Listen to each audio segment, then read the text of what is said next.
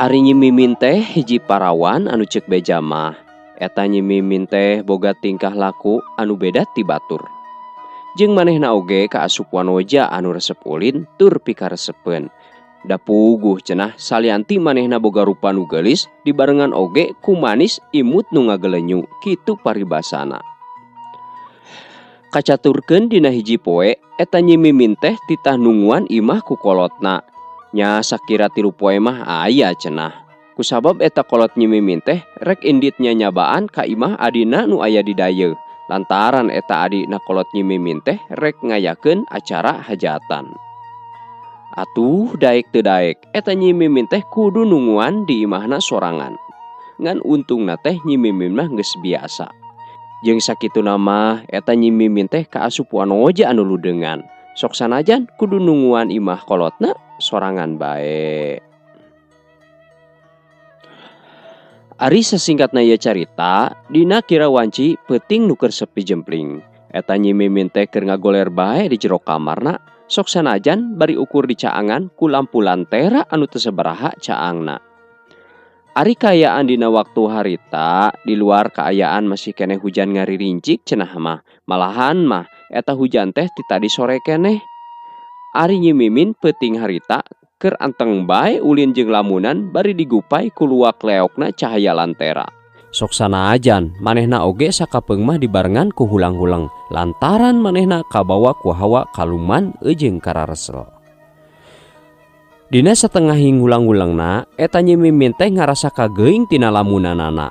Alatan harita teh manehna ngarasa kaget kusabab teu sakara-kara cenah. Dina kira wanci tengah peuting jol ujug-ujug bae aya angin nu ngagelebug anu karasana teh henteu saperti angin nu biasana. Ari eta angin teh asup ka jero kamar sambari motah sagala.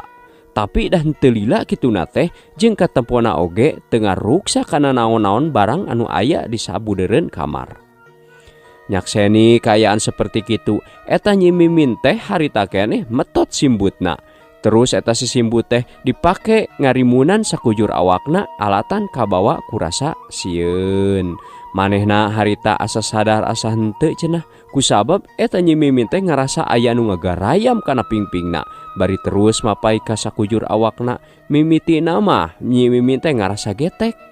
Lila-lila manehna ngarasa nyaman, buktina manehna oge ngarasa nikmat sagala cenah. Jeung eta rasa teh ku manehna can dirasakeun saumur hirupna. Rumayan rada lila kituna teh. Anu akhirna eta nyimimin teh kabawa ku arus sagara kanikmatan.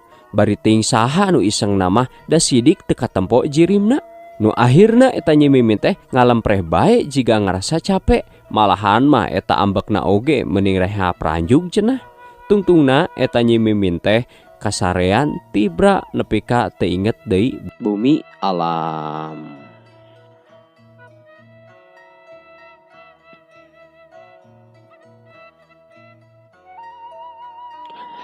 Sasingkatna ieu carita kira-kira wanci isuk.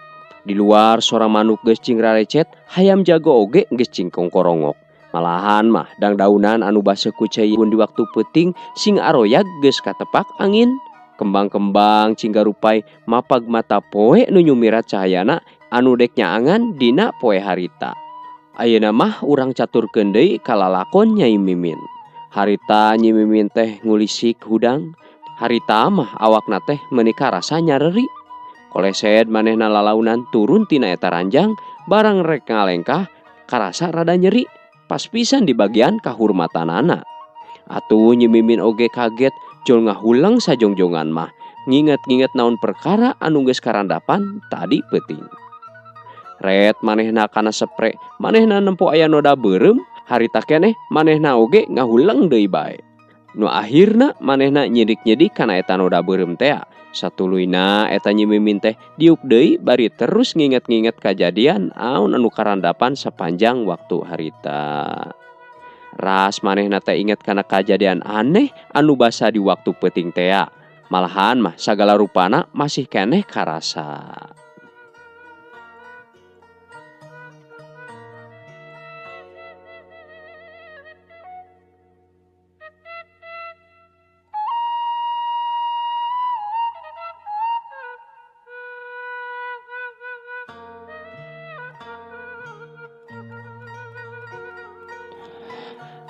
Dina ngahulang jentulna, eta Nyi Mimin teh manehna mikiran hiji kanikmatan anu moal bisa digambarkeun ku naon bae cenah. Beki ditu teh beki jauh bae eta lamunanana, kitu oge pipikiranana beki anggang ku malayang. Nu akhirna eta Nyi Mimin teh malah asa hayang ngarandapan deui kajadian anu siga waktu peuting harita. Satuluyna ieu carita, harita teh manehna jol cengkat bae tina diukna. Tuluy manehna ngaleos indit ka cai, niat rek indit mandi cenah. Nya harita keneh pakeanana hiji-hiji dibukaan.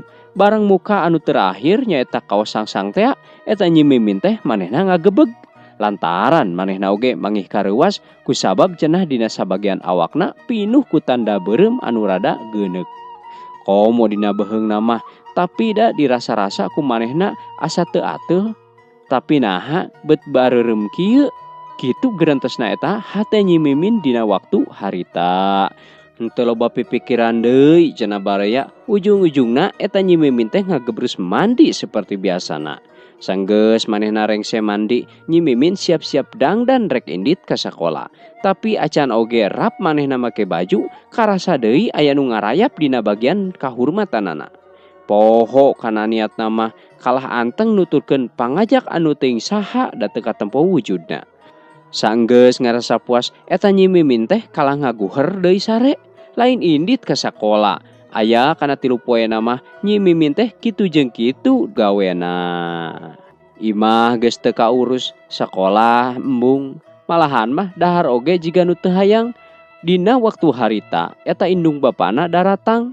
Kasampak ari Nyi Mimin teh keur ngagegebra we sare tibra. Beungeut sepa, buuk acak-acakan, baju oge geus teu puguh urus ka tempona. Kitu kayaan Nyi Mimin dina waktu harita. Mimin, geura hudang yeuh. Nah, wayah kieu masih sare, beuteus sakola deui. Kitu ceuk indungna bari nguyah-nguyah awak Mimin. Kulisik atuh Nyi Mimin teh lilir, terus manehna nguniang cengkat bangun anu laleus pisan ka tempona. Atuh nempo kaayaan kitu indungna meuni ruas ka cida. Panyangkana teh meureun harita Mimin teh keur gering. Kunaon si laing teh Mimin? Eta beungeut bet sepa kitu. Maneh teh gering. Kitu pokna tumanya indungna sambari manehna teh nyabakan awak anakna. Henteu mak, ngan cuman itu rada lalieur duka kunaon. Tembal Mimin dina waktu harita. Cobaan atuh maneh teh nginum obat. Atawa mun erek hayu ka dokter jeung emak. Kitu eta pangajak indungna Mimin. Teu kedah mak, kege damang meureun. Syukur atuh mun kitu mah. Ieu mah bisi katutuluyan we. Nya sok we atuh ayeuna mah golerkeun deui. Kitu eta pagalontrenganana Mimin jeung indungna dina poe harita.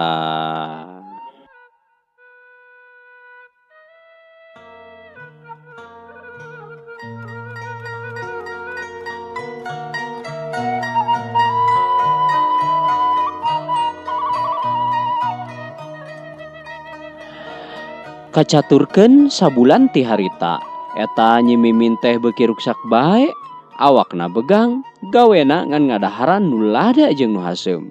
Bari manehna teh mineng katempo utah-utahan sagala cenah.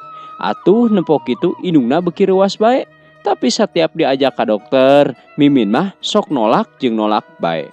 Ganti poe awakna, eta Nyi Mimin teh jiga nu barareukah. Beteungna katempo gede, gawena oge ngan sare jeung sare bae. Malahan mah geus mung nanaon ka sakola oge kudu dipaksa-paksa.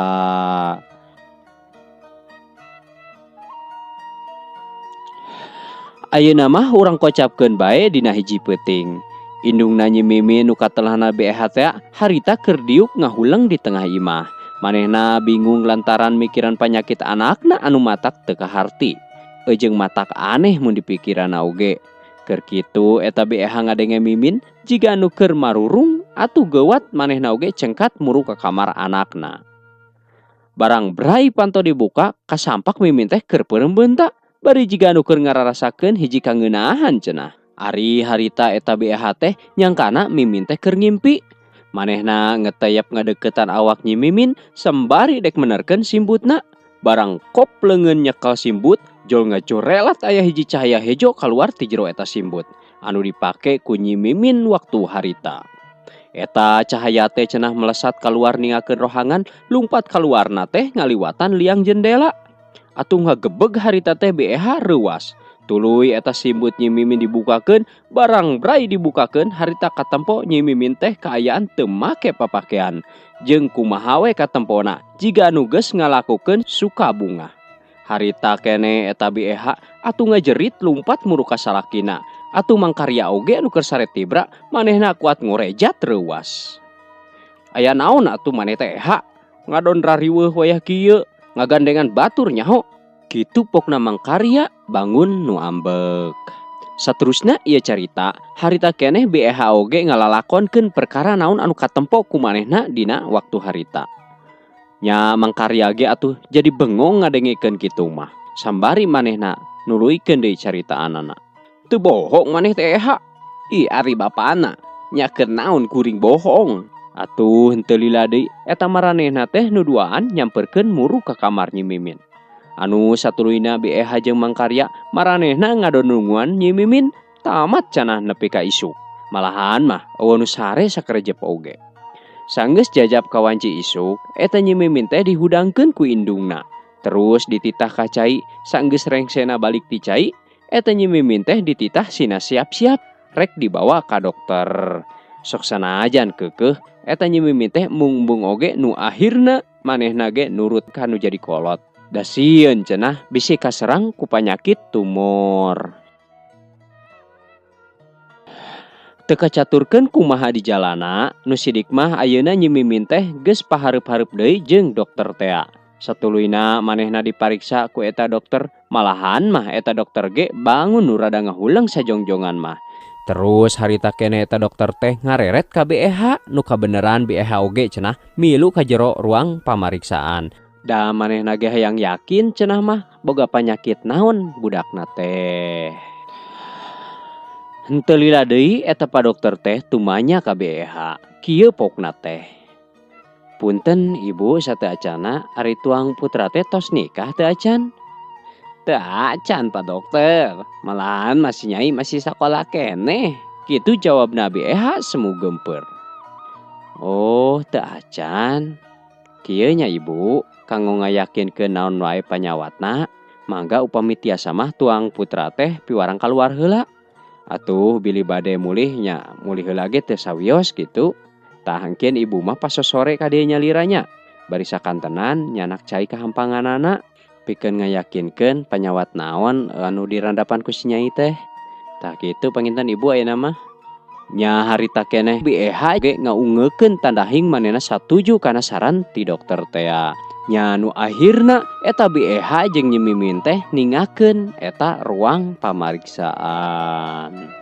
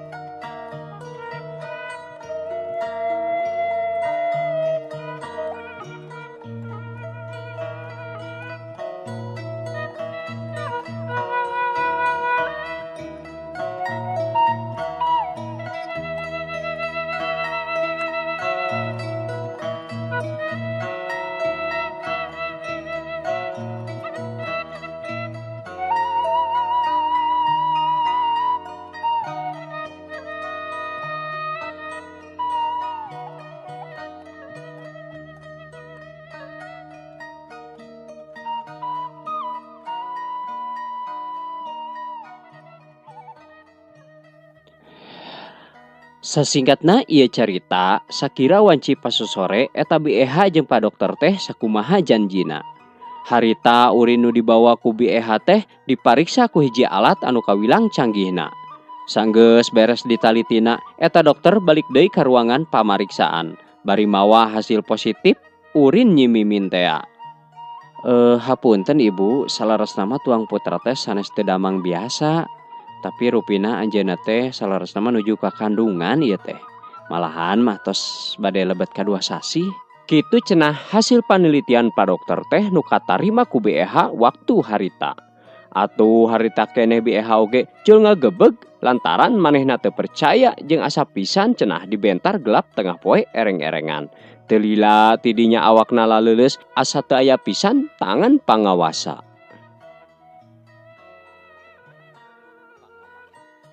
Anu saterusna ieu carita, harita teh BEH geus aya deui di satengahing perjalanan. Dek ngajogjog balik ka imahna. Ari eta leumpangna oge meuni asa napak asa henteu cenah karasana ku BEH teh. Malahan mah katempona ge semu melenghoy ti kajauhan mah. Pikiran kumalayang rea jalma nu nanya oge meuni aya pisan hiji oge nu dijawab. Sagancangna ieu carita, ayeuna mah BEH teh geus nepi deui ka pakalangan imahna. Manehna jol hanjat kana golodog sambari mukakeun panto. Sanggeus aya di jero imah, eta BEH jol meubeutkeun awakna kana kursi. Nempo kaayaan kitu, eta mangkarya anu keur ngagiling bako teh reuwas. Sambari manehna tumanya. "Ye, Eha, ai maneh kunaon? Kabiasaan maneh mah ari geus ngareurewas teh." Kitu pokna ceuk mangkarya waktu harita. Ari BEH nu ditanyana, manehna teu loba cumarita. Nya anu akhirna mah eta BEH teh ngasogeun bae kertas anu pamere ti dokter teh. Harita keneh eta kertas ti dokter teh ku mangkarya dibaca kalawan dariana. Malahan manepi ka imet sagala sok sieun keuna kana nyalahan. Saenggeus talarti kana macana, eta mangkarya harita keneh nanya deui ka BEH. Malahan mah eta nanyana teh sambari dibarengan ku beungeut anu kacida beureumna. Pokna teh kieu cenah. "Naon Eha? Eta si Mimin teh reuneuh. Teu salah kitu ieu teh. Na saha lalakina cenah anu geus kumawani ngarurujit ka anak aing." "Atuh teuing bapana, justru kami oge teh keur bingung." Kitu tembalna BEH di waktu harita. Nya satuluyna mah eta mangkarya nuluykeun deui caritaanana. "Nah jadi bet kieu budak teh, leutik keneh geus kumawani namplokeun kokotor kanu jadi kolot. Mana geura si Mimin teh Eha gusur ka dieu." Kitu eta kedalna mangkarya dina waktu harita. Ari Nyi Mimin nu aya di jero kamar teh manehna jol ceurik ngabangingik sembari nangkep tuur sagala cenah. Manehna bingung naha bet jadi kieu jeung kudu kumaha teuing kudu kumaha. "Nyai, ieu geura buka panto. Tu bapai lain nyalukan, putu buru ieu geura sampeurkeun." Kitu eta pamenta BEH waktu harita ka Nyi Mimin. Nya ari Nyi Mimin anu keur ngabangingik di jero kamar, manehna rasa sieun-sieun oge nyumponan bae kana panggero kolotna mah.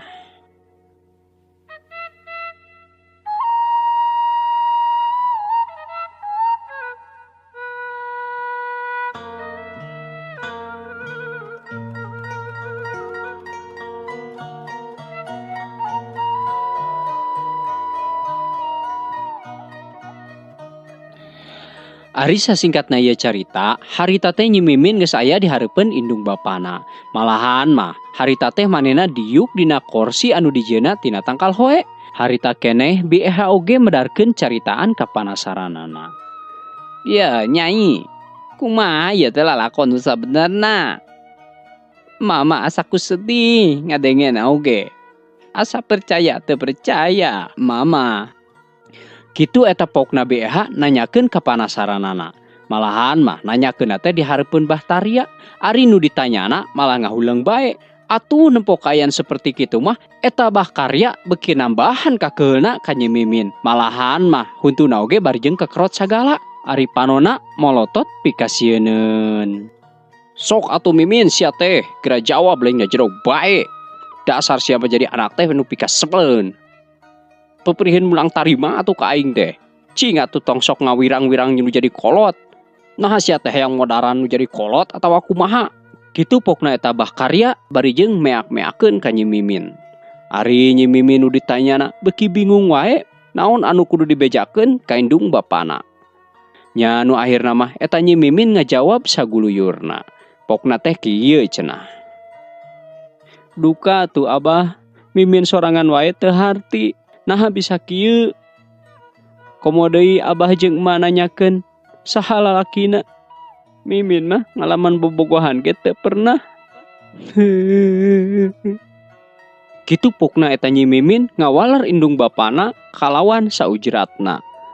Sambari manehna teh tungkul ari pipina baseuh ku cimata. Ngadenge jawabanana seperti kitu, eta Bakaria harita keneh beuki murka bae ka Nyi Mimin teh. Atuh sadar teu sadar eta Bakaria teh harita keneh jol ngajenggut buukna Nyi Mimin sambari manehna teh nyarita anu nadana tarik pisan. Nah si laing teh nganggap bodoh ka kolot teh Mimin. Lamun lain ku lalaki atuh kusaha deui, piraku maneh reuneuh ku angin. Kitu kocapna Mang Karya waktu harita. Sambari beungeutna oge geuneuk mareukmeuk da hawahing ku nafsu kapegung. Ari BEH nempok kitu teh manehna ngagabruk Nyi Mimin sambari cumarita. Geus ya bapana, geura istighfar angguran mah. Bisi kadenge ku batur. Teu sanggup kuring mah mun tatangan nepi ka teh mah arapaleun yen si Nyai teh keur kakandungan. Mana ting wirangna urang. Kitu pokna eta BEH ngaleuleusan amarah nu jadi salakina. Teu sawios mak. Wios antepkeun bae bapa mah. Da tetap kedah kumaha atuh abi teh nerangkeunana sedangkeun abi sorangan oge teu apal. Kitu cenah waleran Nyi Mimin kanu jadi kolotna. Sambari gede rasa kasedih oge dicampur rasa kabingung. Lantaran ku sikap nu jadi kolotna anu maksa bae kudu ngajawab. Naon anu kumanehna sorangan oge teu apal. Kumaha deui atuh bapana ari geus kieu. Kudu dikumahakeun atuh ye si Nyai teh. Piraku kudu dipiceun mah. Da si Nyai teh lain sato ye. Kitu pokna ceuk BEH kalah balik keukeuh kanu jadi salakina. Kusabab eta Mang Karya teh sok ngagampengkeun bae kana sagala rupana. Wah, dewek mah teu hayang nyaho. Bohongan saha atuh teu bisa ngajaga kanu jadi anak. Naon wae atuh pagawean si laing teh. Menika boga anak goreng lampah oge, menika teu kapalire. Kitu ceuk Mang Karya bari emosi ka pamajikanana. Anu geus dianggapna taledor ka Nyi Mimin. Atuh sajongjongan mah kabeh oge eueuh deui nu muka carita. Alatan nafsu kapegung ari Nyi Mimin tetep bae manehna mah ceurik, malahan mah beuki narikan.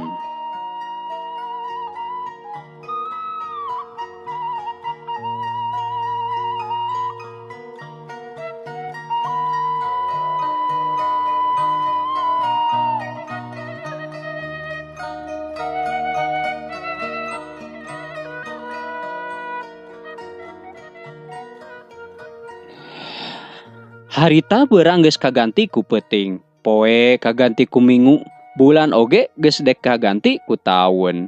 Sasingkatna ye carita teu karasa cenah eta kandungan Nyi Mimin teh geus cunduk kana bulan alaeun. Sakira wanci pas sore eta Nyi Mimin teh keur pupuringisan di kamarna sorangan. Beteungna karasa nyeri ayeuna mah, cangkeng oge geus karasa panas. Sajiga-jiga eta budak teh dek sabrol-broleun.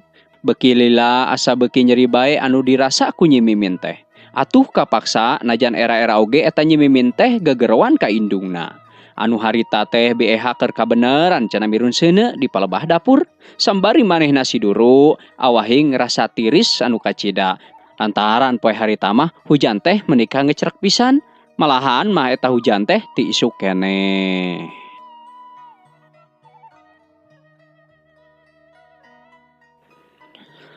Mak,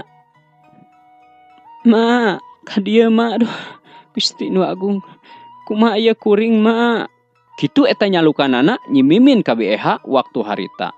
Ari BEH teh ngarasa kaget manehna teh, lantaran ngadenge anakna nyalukan ku nada anu semu katunggaraan.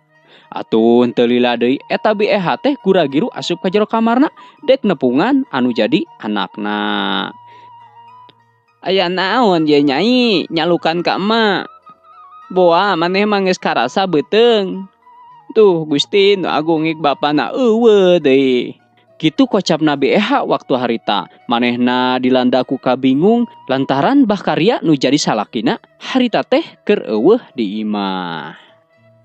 Nempo kaayaan Nyi Mimin anu beuki dieu teh beuki ripuh bae, eta BEH harita beuki bingung bae. Lantaran manehna dek kitu kumaha, dek kieu oge kumaha. Manehna bingung pisan ku pilampaheun. Nu akhirna sajongjongan mah manehna ngahulang jentul jika nu kena ku tenung. Kitu cenah baraya, mangga atuh aya nama urang ngaso heula.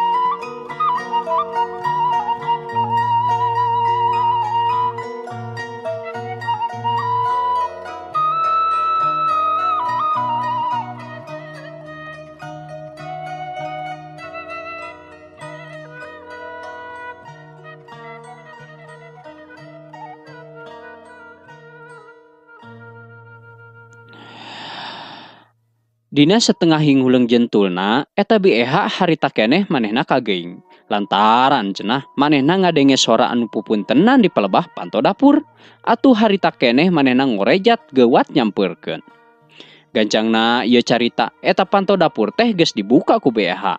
Manehna kacida bungaheun harita mah lantaran anu pupuntenan teh cenah teu aya lian nyaeta Ma Emeh. Ari Ma Emeh nyaeta salah sahiji paraji di lemur eta. Duh, kabeneran, Mak. Bagea teuing. Tudungan, itu si Nyai geus karasa beteungna. Kitu medarna eta carita BEH ka Ma Emeh teh. Ari harita Ma Emeh jeung ngaunggeukeun bae sirahna. Malahan mah bari seuri nu eueuh soraan nembongkeun huntu anu kacida rohengna. Henteu loba dicarita eta nu duaan teh jol langsung bae anjug ka kamarna Nyi Mimin.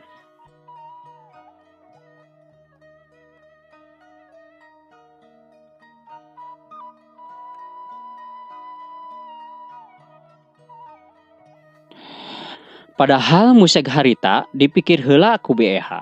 Eta maparaji teh apal ti mana mun Nyi Mimin geus karasa beteungna. Salian ti imahna anu rada jauh, atuh ku logika oge geus kapikir ari imah maparaji teh kacida jauhna ti lemur eta. Komo deui kaayaan dina waktu harita teh keur hujan kacida badagna. Saha nu dek kabejaanana? Meureunan geus kitu we caritana. Ayeuna mah urang caturkeun bae carita BEH jeung Ma Emeh anu keur aya di jero kamar Nyi Mimin.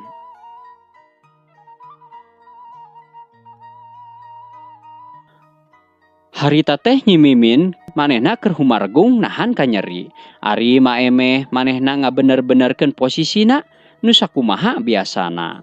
Sambari manehna teh nyarita. Sok Nyai keras siapkeun tanaga nu gede.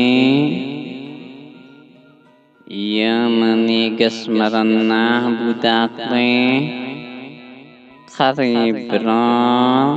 Gitu ceuk maparaji bari ngusapan beteungna Nyi Mimin. Duh, Mak. Nyeri, Mak. Sing kuat, Nyai. Ieu. Kitu pokna eta BEH nembal ka Nyi Mimin. Tekungsi lila Nyi Mimin ge ngahinta berjuang antara hirup jeung maot. Sangkan jabang bayi anu aya di jero beuteungna salamat lahir ka alam dunia. Tekungsi lila jol guar teh sora orok kadengena awor. Dibarengan ku ngaguruhna sora angin anu ngadadak motah. Dibaturan ku sora gelap jeung guludug anu harita silih patembalan. Jol gujrag eta orok teh lahir gumelar ka alam dunia. Satuluyna ieu carita, harita teh BEH oge milu nyakseni kana lahiranana eta orok. Nu dirasa eta ku BEH teh lain atoh, tapi manehna ngarasa ruas anu kacida poharana. Sanggeus manehna nempo kana rupa orok anu aya dina leungeun Ma Paraji. Astagfirullahaladzim, Gusti nu Agung, cocoba naon deui ieu teh. Nah budak teh bet kitu-kitu teuing. BEH setengah ngajerit maratan langit bakat ning kurewas. Lantaran nempo eta jirim orok teh henteu seperti orok-orok anu umumna. Ari harita mah Nyi Mimin teh keur ngararempreh we sambari manehna ngararasakeun kacape. Tuluy manehna teh ngareret ka belah katuhu jol gebeg harita keneh manehna teu percaya kanu naon nu ditempona. Nu akhirna eta Nyi Mimin teh panonna molotot sambari ngahuleng tandahing kurewas. Ayeuna mah urang kocapkeun ka Maparaji. Harita Maparaji mah nempo kaayaan budak seperti kitu teh henteu jiga kaget atawa sieun. Malahan mah manehna teh kalaka jongjon we ngurus eta orok bari ngahariring sagala. Ari sorana ngirung pika keungeun mata kukurayeun bulu punuk. Eujeng teuing tembang nanahaun cenah anu dinyanyikeun teh. King anak jiwai anak kuring jiwaki anak kuring. Gitu pamit lepat mah baraya nyanyian eta senandung Maparaji. Pohara ya Teh Dewi ngadamel naskah tehnya bagea.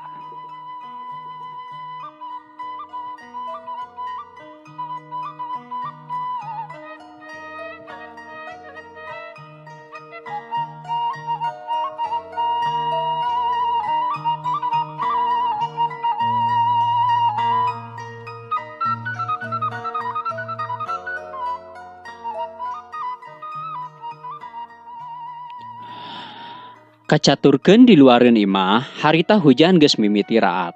Angin oge geus teu kadenge motah deui cenah. Komo kilat jeung guludug geus simpe bae diampihan ku nu bogana. Ayeuna mah eta orok teh geus dibungkus ku samping kembat, meuni buni pisan cenah mah.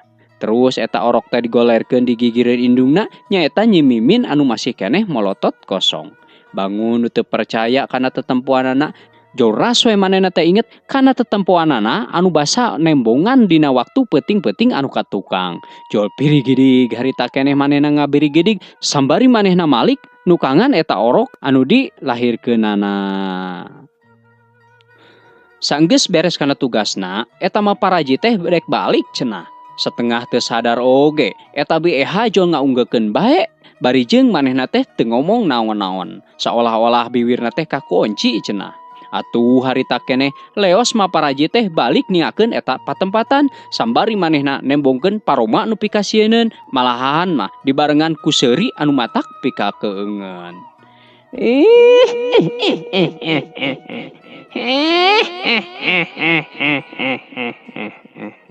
Les we harita keneh jol ngiles teu aya raratanana.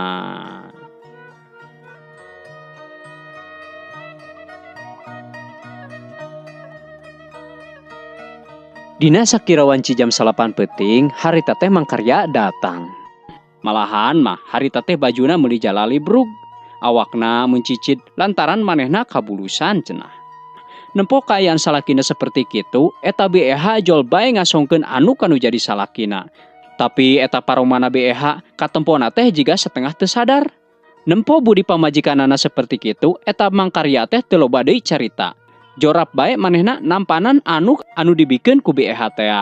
Tuluy eta si anuk teh ku manehna dipake ngegaringkeun sirah eujeng awakna. Satuluyna ieu carita, harita teh mangkarya geus beres ngagaringkeun sirah eujeng awakna. Tuluy manehna teh medar caritaanana ka BEH. Yeuh, mana? Kunaon aya si laing kalah hulang-hulang kitu? Lain atoh salaki balik teh. Ieu mah kalaka mere budi anu pika sebeleun deuleu. Kitu kocapna mangkarya siga anu ambek. Lain kitu bapana. Nanaon teh si laing masok saudon wae ka pamajikan teh. Kuring teh ieu teh masih keneh rareuwas. Bisi teu percaya mah tuh tempo geura. Si nyai geus ngajuru. Kitu pokna eta BEH sambari manehna nuduhkeun ka kamar anakna. Heueuh, kutan si nyai teh geus ngajuru ayeuna mah. Ari budakna awewe tua lalaki mana? Hatu tempo we ku sorangan matak naon, lain nanyakeun bae ieu mah. Kitu pokna eta BEH nembalan salakina. Sok sanajan harita teh mangkarya teu panuju kana jawaban pemajikanana, tapi manehna teu loba omong deui, nya manehna teh ngolecat bae ningakeun BEH. Manehna muru ka kamar anakna nu harita kabeneran kasampak nyimimin teh keur ngagoler bari nukangan eta orok. Ari awakna katempona endag-endagan jiga nu keur ceurik. Atuh ketayep harita teh mangkarya ngadeuketan orok budakna nyimimin. Terus simbutna dibuka lalaunan, berang-berai nempo beungeut eta orok, mangkarya harita keneh panonna molotot semu kaget. Ari napasna ngahegak dibarengan ku Ratu Jajantung. Tah, kitu cenah baraya carita Sunda anu judulna Getih Siluman, karya Dewi Samudra nu aya di bagian kadua. Mudah-mudahan ya dongeng teh singajantenkeun pangbeberah kana manah, oge panghibur kanu susah tur kanu bingah. Kitu nya. Sareng insyaallah hari ya dongeng teh kusim kuring bade dilajengkeun deui dina bagian anu katiluna. Panginten dina danget ayeuna mah dicekapkeun sakitu wae di akhiran ku doa. Wabillahi taufik wal hidayah. Wassalamualaikum warahmatullahi wabarakatuh. Bral permios.